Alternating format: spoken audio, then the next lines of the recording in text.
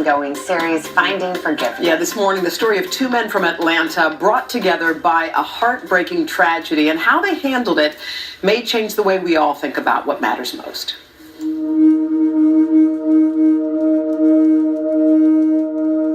You see, when we prefer to wait until we feel like forgiving. But if we do that, then our lives are dictated by our feelings. At the fire department, we work 24-hour shifts. And that particular day, we didn't get hardly any sleep. It was literally like 3 or 4 seconds to nod off and to cross the center line and to meet the other car. To forgive us, we don't think it's fair. Forgiveness is a choice, not a feeling. I'm supposed to be a helper, the EMT and the paramedic and the fireman that helps in these tragic situations, and here I am, calls this. See, forgiveness makes us victorious. Maybe in your heart you know the right. Two men of service, one a pastor, the other a rookie firefighter, forever bound in tragedy. For them, it's hard to believe over a decade has passed. I can still see it, I can still smell it, the horrendous noise and the glass breaking. When the grief counselor approached in the hospital, Eric Fitzgerald knew his wife, June, was gone, leaving their 19-month-old daughter, Faith, without a mom. Faith is sitting there playing on the little hospital bed with the nurse, and of course she sees me and as she reaches out.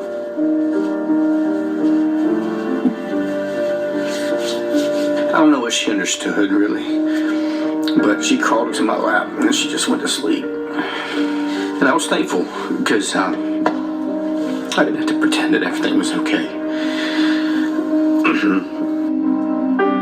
I was at the hospital and a police officer came in and he said, I don't know if anyone's told you, but June didn't make it. And then he also told me, he said, and by the way, she was 7 months pregnant and the baby didn't make it either. Eric, you had the opportunity to really say to the judge, you know what, I think this guy deserves some hard time. What did you do?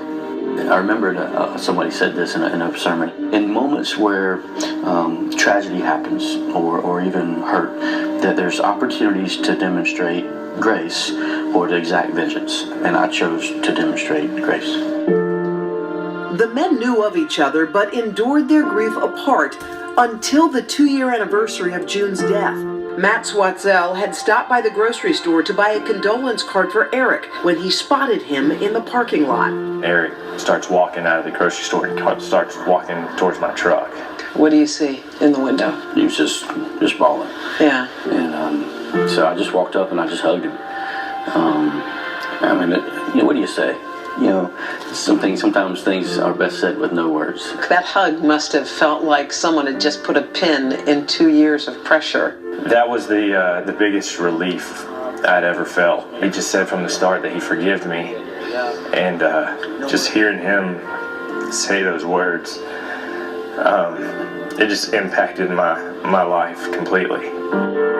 They talked for 2 hours that day, and where you might imagine the relationship would end, I said, man, I don't know what you're going to say to this. I said, but I just feel like in my spirit that I'm supposed to stay connected to you somehow. And he's like, dude, I feel the same way.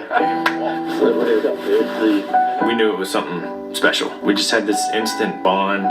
It's unexplainable. It's just easy to talk to each other. Look at that deliciousness. We would just talk about life, just how we're doing and just moving forward. And he said, look, don't let this define you. Meeting with Eric, it gave me hope that we're going to be okay. Sports Illustrated, baby. Oh. As the years unfolded, strangers became friends, and something even more. I'm witnessing a little bit of a miracle with you two sitting here together.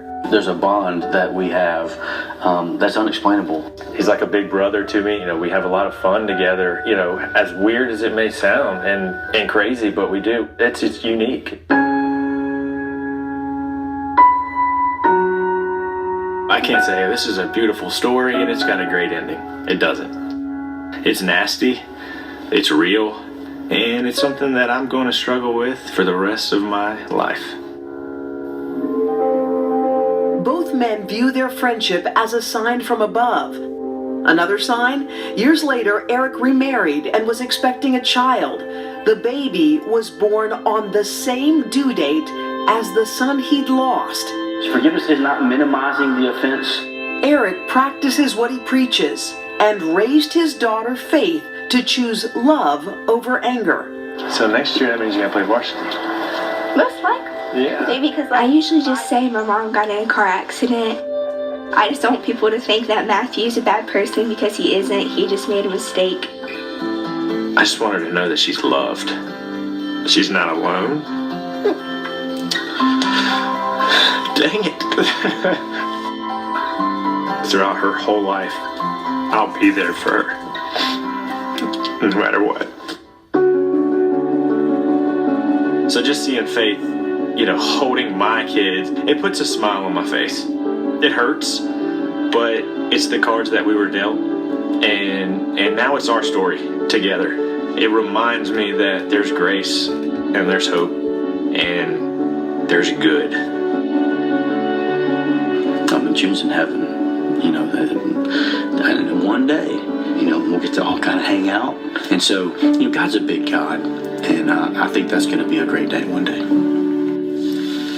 I mean, it does make you kind of reevaluate your life, doesn't it? I mean, when you think about what they've been through and how these two men can become friends. And I was thinking, what if they didn't forgive? Mm-hmm. They probably would be leading two broken lives, but they chose that path. Choose grace over vengeance. I mean, that was, I still couldn't quite get my head around that story this time of year, too, is so impactful.